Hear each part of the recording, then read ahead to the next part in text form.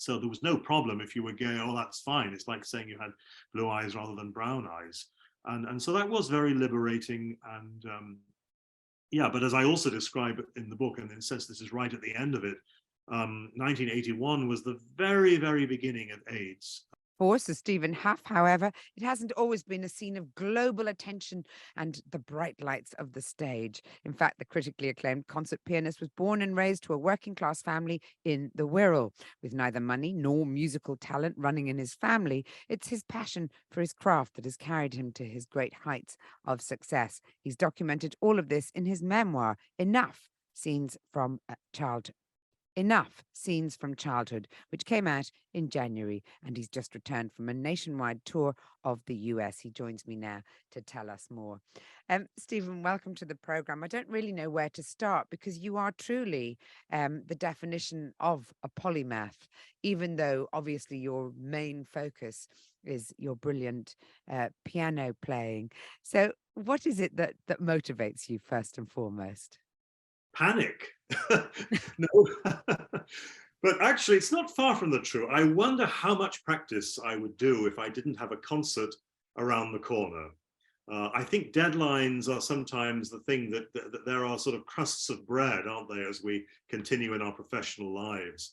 But of course, I'm slightly joking. That's playing the piano is a great joy for me as well. And I mean, particularly you were saying about traveling around the globe, and it's extraordinary to arrive in a strange city, sometimes with people with whom you can't understand, we can't have a conversation because they have a completely different language. Let's say playing a concert in South Korea.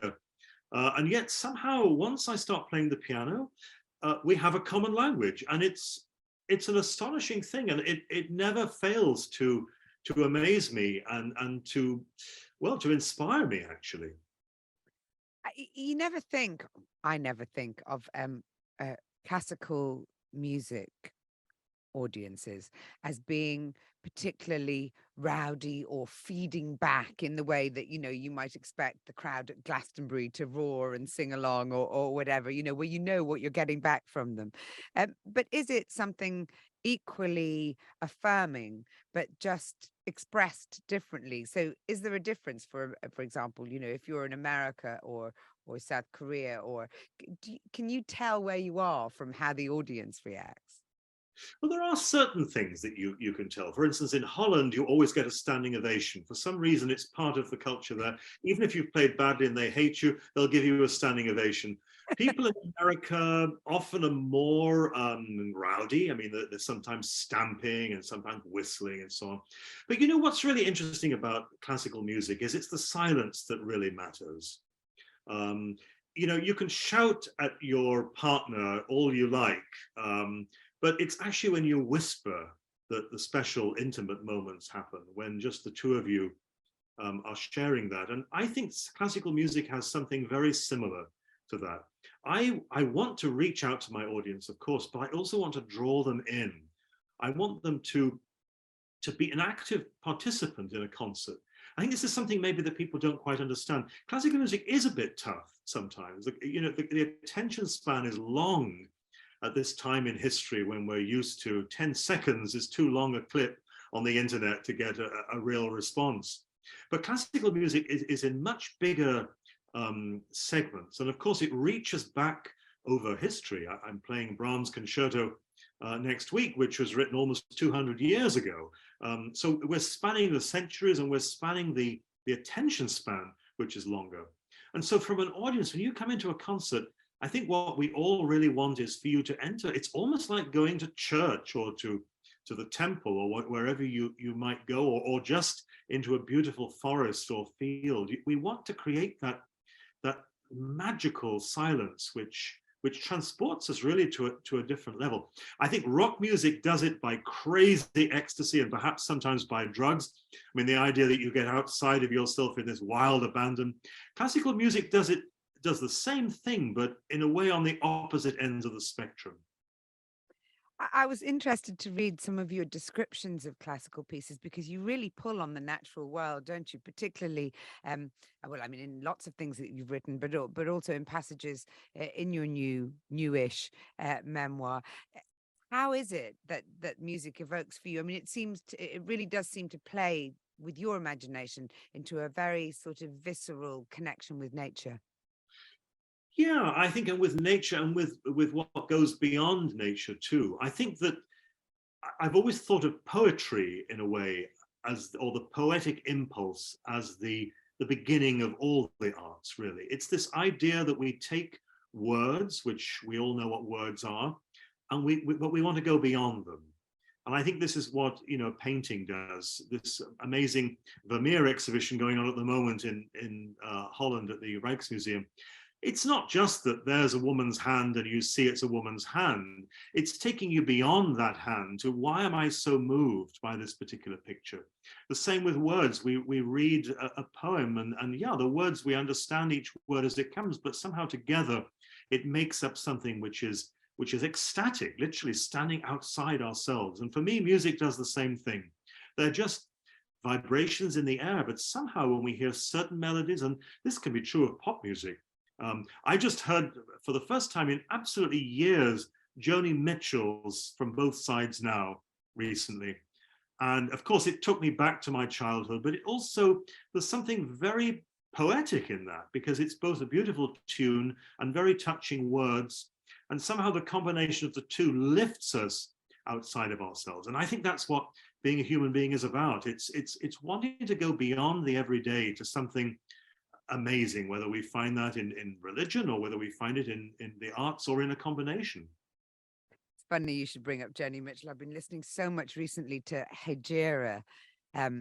I don't know why. I just suddenly, at this period in my life, it's all about wanderlust, but it's all about unrealized ambitions as well, isn't it? Particularly in her case, sort of romantic ones. But it's such a beautiful album.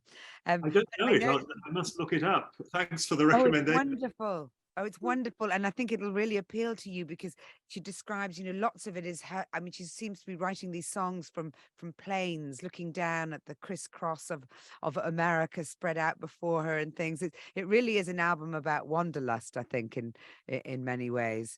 But Joni Mitchell, you say brought you back to childhood. I thought you were a bit more of a rocker in childhood. I thought it was like Mark Bolan that got you dancing around your bedroom. Have I been misinformed? No. Well, the rock got harder as the years went by. I mean, I started with Top of the Pops, and then it moved. I suppose Mark Bolan was a little bit more daring, and then Alice Cooper, and then eventually to Led Zeppelin and Emerson, Lake and Palmer. So the real progressive rock, which I suppose was a point of meeting with the classical world, because many of those rockers were actually classically trained. And certainly Emerson, Lake and Palmer were really pushing the boundaries of where rock and classical might meet in a modernistic understanding of music. So, and I don't listen to that music as put it on now, but I'm very happy when it appears on a taxi radio, or I catch something of it in a nightclub. I was in Reykjavik just last week and walked past the punk museum there, which is very near the concert hall. There was some absolutely acid sounding stuff coming out of the door. And I just thought, wow, that's actually really great. I'm probably too old to go into this museum now, but I'm very happy to hear some of it from outside. But as you clearly pointed out there, you didn't go in that direction and set up your own Emerson, Lake and Hough, but in an altogether different one, and probably a much more unlikely one in a way, because as I mentioned in the introduction, you were born to a working class family in the world. Neither of your parents were musical. When did you first start on the piano? How did you know that was what you wanted to do? I mean, where did that impulse come from, do you think? Well, we had no classical music in the house. I mean, I'd have to say, my father had a sort of very much a white collar job, and he grew up in a very large house in Wales. So it wasn't quite, the sort of image in a way of no shoes on my feet type of growing It's grim up north. Yeah, which my grandmother had a little, my mother's mother had a little bit of that, but actually my father's mother and grandmother were quite well off, and in fact they were in India in the steel industry and various things like that. But that's another story. But certainly we had no music in the house and no classical records. I seem to remember a Frank Sinatra record. We had The Sound of Music, which was new then, amazingly enough, it's an old classic now, but when I was a kid, the film had just been released, and so I remember the cover with Julie Andrews and that wonderful guitar on the hills of Salzburg. So we had an aunt though who lived very close by, and she had a piano. We'd go there for afternoon tea sometimes, and the adult conversation was terribly boring to me, so I would always wander over. I'd be age about 4, I suppose, at that point, 4 or 5, and wander over to the piano and play chords my father remembered on the piano. And that's all I wanted. That was the toy that I craved, and I begged my parents, would you buy me a piano? Could I have piano lessons? And they said, no, you'll get bored. And then we'll have this great big piece of furniture in the house. We won't know what to do with it. So they said no for the longest time. And then eventually, after my pestering, they bought me a toy piano to start with, and that didn't work. Then eventually an upright piano from a local antique shop, and I started lessons. And so that's literally how it was. And I have to say, thinking about, we've been thinking about music education generally. In fact, there was a very good piece and interview with John Gilhooly in the Sunday Times this last weekend about music education and so on. And this book, I hope in a way it's encouraging for parents. You really don't have to come from a family where your parents are musicians and you have libraries full of records and recordings and books and encouragement. I mean, you can actually come from a background where that's not very common and somehow still manage to make it. Without the help of Cheshire County Council at the time, I wouldn't have been able to afford to go to Cheetham School as I did, and then on to the Royal Northern and have the piano lessons that I had. I was very much helped by all of that. So I hope it's an encouragement for parents and for kids, indeed. Do you think you would still be able to? I mean, I'm not sure how much support is available for a child, perhaps with your ambition, with your talent, but without resources at this point in time when it comes to wanting to pursue a classical career. Well, in some ways, of course, we have more resources now than ever because we have the internet. And although you can't really learn how to play a musical instrument on the internet, you can certainly learn about music a lot more easily than I could. I mean, every record I needed, I wanted to listen to had to be bought from the local record shop. And I suppose in today's money terms, I don't know, records were not that cheap. And certainly to buy an armful of them would not have been possible for a lot of families. But now everything is on YouTube and is Apple Music and whatever. You can listen to it all free. So that side of it is available. As far as the actual government support of music in schools, we haven't yet got the message across. I think people sort of get it that the arts are one of the most important imports and exports indeed for this country, that it's $1 billion industry. We know that children who learn musical instruments have better concentration. It helps them with their mental health. It helps all kinds of things. I mean, there have been endless studies about this, but we haven't quite got to the point when the government says that music has to have the same place in schools as sport does. And I hope that we do. I think sport is great, of course, but I've got a feeling that kids will play sport whether they have it in school or not. I mean, they're going to seek out, if it's just kicking a football around the field, they're going to seek that out. But they do need some help, I think, to learn about music. And I really think it's such an enriching part of everyone's life and an important part of the development of young people. How did it affect your own childhood? I mean, first of all, having this extraordinary kind of precocious talent in a way, it won you a scholarship to Cheetham School. But I suppose at the same time, you were an only child, I think, and so you would have been sort of unusual and maybe a bit lonely or isolated as a result of the fact that you were doing something that I presume not a lot of your contemporaries were doing. Well, certainly at infant school, I was teased quite a bit for playing the piano, and I would always play for the school assembly and things like that. And those were the earlier years. I mean, I talk about all this, of course, in the book. That was when things were going okay, and I was loving the piano and practicing and doing quite well. Later on, after I went to Cheetham's, which was and is a music specialist high school, so everyone there was a musician. So in that sense, things got easier. But I had this sort of mini nervous breakdown, and actually it destroyed all of my earlier teens, and I lost interest completely in the piano and in music generally, and in life, really. So I spent a lot of time in my bedroom, just sort of curtains closed, listening to this music that got more and more intense and seriously dark in those years. And I came out of that tunnel when I was about 16, but it felt like a long time I was in there.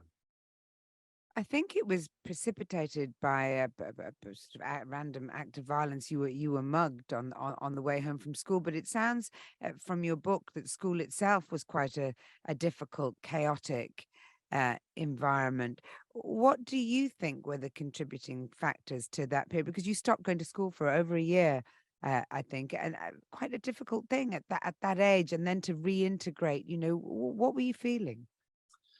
I just felt very scared of everything, really. It's hard to put it into words, and I've never seen a psychiatrist about it or anything, because I came out of it, and I'm, well, as sane as any of us can be, I suppose, from my young adulthood. I think it was a lot of things. I think there was quite a lot of pressure in traveling into school every day. It was a good hour-long journey to get there on the bus and things like this. I had this fear of being mugged, as you mentioned. And then the school itself was kind of a chaotic place when I was there. I mean, Chetham's is an amazing place now, and I go in quite regularly, and that everything it works so beautifully, and there's an incredible support system for the students. But in those days that we're talking about, the 1970s, things were really a mess. And this is true across the world. I mentioned about playing on the Jimmy Savile program. Well, I guess Jimmy Savile is a kind of symbol, really, of what was going wrong in the 1970s, in this era when, in a sense, there were good liberations going on. There was a whole sexual liberation, but it also had its very dark side. And that was going on at the school as well. I wasn't ever abused at the school, but others were. And I think there was an atmosphere of dysfunction, I think, which probably seeped through into me. Our classes, we had some very good teachers and some really terrible teachers, and the whole thing was just very lacking in method and in discipline. And so I think it was really a cocktail of different things that led to this breakdown. And of course, with mental health, because you can't see what's going wrong, it's somehow buried inside, it can get worse and snowball within itself. You become anxious about being anxious, and this becomes a sort of a tunnel that you just can't see a way out of. Were you aware that other children were being abused? I mean, were you all aware? I went to school in the same era, and I think we were aware, but it was very unspoken. You know, we'd sort of designate teachers as fiddlers, or I mean, we would sort of, in a way, minimize what they were doing, maybe in an effort to make it not so monstrous. I never saw the sexual abuse. I did see physical abuse. I mean, I myself was, as I also talk about in the book, was pushed into the swimming pool when I wasn't able to swim, and I was hit over the head by at least one other teacher. And that was around there. There was that kind of fear of violence. But I suppose, yeah, it's a bit like a family, isn't it? You can have an abusive parent, and somehow you don't want to admit it, because if you admit it, it somehow undermines your own identity, because if they're your parents, you almost blame yourself. And so, thank goodness today we're able to speak about all of this so much more openly. But I think people so often in life just kind of make do with the abuse, and then many of them, very sadly, go on to become abusers themselves, don't they? They go into teaching or the police or whatever it is, because that's where they can get access to this violent or abusive behavior. And so I think it's what there are many things about today which I think are not so great, and I think there are exaggerations. But I do think that addressing these issues has been one of the pluses, that we can actually report these things. I mean, when I was hit over the head by a teacher, I'm not even sure I told my parents, but if I had have done, I don't know what they would have said. I couldn't very well go to the headmaster, because I would have been afraid that I would be the one to get shouted at. And it would have felt like I was telling tales against the teacher, and then maybe the teacher would have been even more violent. So we tended to bottle these things up and just look for the time when we would eventually leave school and have our own lives.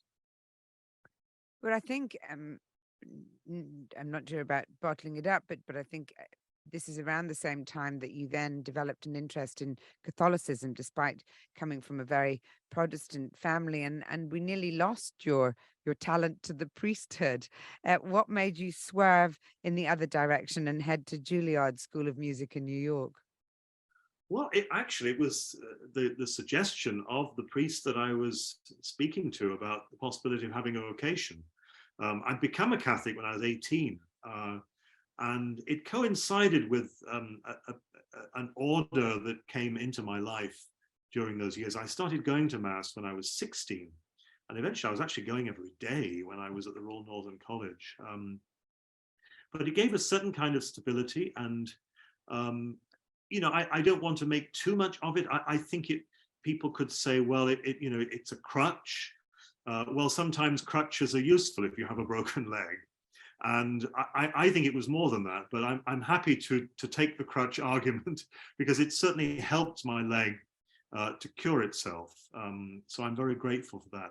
But then when I first thought of becoming a priest, it was a very immature idea, and I didn't really know what being a priest was. I thought there was something incredibly glamorous, not glamorous in a Hollywood sense, but I thought every priest was saintly and was helping the poor and was praying all night and was having visions, and it was sort of a very romantic kind of, like the Song of Bernadette movie, or those Hollywood movies of the priesthood from the 1940s and 50s. Of course, it isn't anything like that. I mean, even in its best manifestations. And I think this priest saw that, and he said to this 18-year-old, well, look, I think you should just go to Juilliard for 2 years, do your master's there, as I was planning to do, and then come and see me when you've finished, which was very wise advice, actually. And in fact, I took a turn away from my faith and then came back and then away and back. And it's a sort of lifelong journey. And I as I'm now 60, I like the fact that faith is not providing answers to everything, but it's just sometimes asking the right questions and sometimes realizing that certain questions don't need an answer, that you can rest in the ambiguity of life sometimes because you're resting in the presence of a creator who has created you because he likes you, because he loves you. I think you must have had quite a lot of questions at that time. You arrived in New York to study, already quite a difference from Northern England Yes. at the time. And it wasn't just an important time in your musical career, but also in your personal life, because I think it was the first time you could explore your sexuality and you came out as gay. But that must have been quite a difficult thing as well, because you were wrestling with your faith and your sexuality, I imagine. Yeah, lots of wrestling going on there, of course, absolutely. And I have to say, though, arriving in New York, it was 1981 when I first went there. Gosh, it was wonderful. I mean, I can still remember the excitement when I arrived from the airport for the first time and I was staying at a hotel close to Lincoln Center because I was auditioning at Juilliard, and Juilliard was right there. And it just, I mean, after, as you say, 1970s Manchester, really, I mean, it was like a new world, and it was so thrilling. And of course, when I started at Juilliard, I instantly made a lot of friends, and we would hang out and we'd go to eat together at restaurants. I mean, I never ate at restaurants really when I was living at home. It was just wasn't something that you did. I think we would go out maybe 3 times a year for a sort of Sunday lunch at a local hotel as a special birthday treat or something. But the idea that every night you might be eating out, because in New York it was so inexpensive, was just unthinkable. And so I really flourished during that time. And yeah, I think admitting my sexuality, being away from home, and a lot of people, of course, find this, you're away from the possibility of being criticized or even ostracized for that. And it was a very freely, openly gay place, and it still is, of course, in 1981. So there was no problem if you were gay. Oh, that's fine. It's like saying you had blue eyes rather than brown eyes.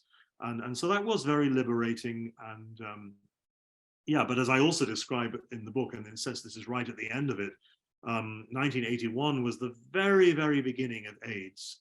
We didn't even know what it Absolutely. I was. mean, I was just thinking that as you were talking about it, because it was around then that I first went to New York and, like you, completely entranced by this extraordinary, energetic, dangerous city. You know, you went down in the subway and you might see a pool of blood where someone had been, stabbed moments before. That actually happened to me when I got on the subway in Broadway. But also, as you say, the sort of slow build of this horrific nightmare that just eventually sort of encompassed everything in its darkness, didn't it? So you must have been more aware of that than I would have been, living in that gay community. Yeah, well, it was, bit by bit. I was not very active during that time because I was sort of shy, and I was quite happy to look in from the outside. I enjoyed going to gay bars with friends, but I never met people there. We would just sit and have a couple of beers in the corner and just watch. And of course, it was really quite fascinating to watch, if you like, the mating game. It was like being in a zoo, watching these people flirting with each other, and then eventually the couple would go off. Or in one of the more edgy bars that I was in once, there was a sort of back room where people would disappear. I mean, it was pretty sleazy at that time. It was a real decadent opening up of every door to every taboo that human beings had since maybe the time of the Romans. And so it was a fascinating social study. But yeah, bit by bit, you'd hear of people saying, oh, that there's this new disease and you better be careful. And, there were various things that you could check to see if you'd got it. I mean, one was swollen gland. Oh, if I haven't got swollen glands, oh, I'm fine then, And I mean, it was complete ignorance, of course. And a little bit like the beginning of COVID, when nobody quite knew what it was or how serious it was going to be. But because COVID affected everyone, governments stepped in and did very drastic things. With AIDS, they tended just to let it go, because even though AIDS was wildly more serious than COVID, it only affected these untouchables on the edge of society, these homosexuals that governments didn't really want to deal with. So it was a very important period, I think, in all sorts of ways. And certainly it sort of changed the gay community. I think it made it more serious in a good way. I'm not sure we would have had the interest in marriage for gays quite like we did without that sense of relationships that was going on in that time. Because people would have partners that would suddenly become terribly sick, and then you became the caregiver. And so it was really a deeply self-sacrificing relationship that would come out of that. And of course, we all saw the most amazing, heroic acts, and tragic, the young people who died. And I remember one particular friend of mine. I mean, he was as inexperienced and shy as I was, but he had one encounter, which was the one that gave him the disease, and he died from it, And so, and then there were others who were wildly promiscuous and are still alive today. And I see them still. And when I go to New York, and I mean, they're now in their 80s, but they had a crazy time back then. So yeah, it's the unfairness of life. I mean, you talk about the way it built community amongst the homosexual community, but it also, I think, in a way, took people backwards in terms of, I think that people started to discriminate against people for being gay at that time because of the fear and the ignorance around the AIDS epidemic. I wondered how long it took you to tell your parents you were gay, and would their reaction have been influenced by the fact that gay men were dying across the world? Well, I actually didn't tell them. Well, my father died in 1982, so it was before any of this was relevant. I never spoke to him about sexuality, although he certainly had his own experiences with many, many girlfriends. And very touchingly, since this book was published, there was a piece on me and the book in the Sunday Times a few weeks ago by Dan Cairns, and the daughter of my father's last girlfriend read it and wrote to me, and she said, my mother would love to write to you. She was there at your father's deathbed, holding his hand, and I've never met this woman, and so she wrote to me, and she's now in her 80s, I guess, and wrote me the most touching 12-page letter about how much my father meant to her. And so, you know, it's ongoing, and I wish I had been able to share that side of my life with my father at some point, but that wasn't to be. My mother, much later, when I met my present partner, I spoke about it with her, and she was a little bit worried at first, but worried, I think, only in the sense that all mothers are worried about their children and whether they're in a good relationship or not. So eventually she became very fond of him, and you know, it was all very, very fine.